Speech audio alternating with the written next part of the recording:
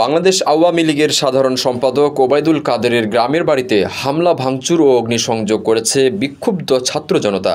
বৃহস্পতিবার দুপুর 1টার দিকে নোয়াখালীর কোম্পানিগঞ্জ উপজেলার বড় রাজাপুর গ্রামের বাড়িটির দ্বিতল ভবন ভাঙা শুরু হয়।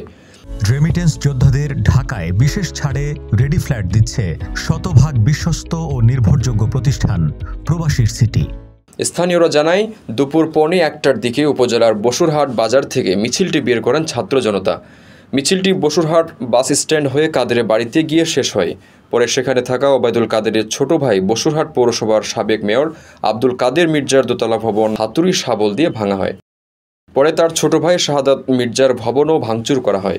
এর আগে গত 5 আগস্ট বিকেলে ওই বাড়ির 5টি বসতঘর ও 2টি গাড়ি ভাঙচুর ও অগ্নিসংযোগ করা হয়।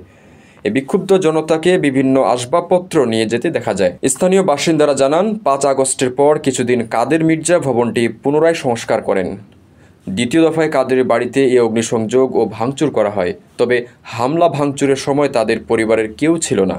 5 আগস্ট আওয়ামী সরকারের পতনের পর কাদের পরিবারের সদস্যরা আত্মগোপনে রয়েছে।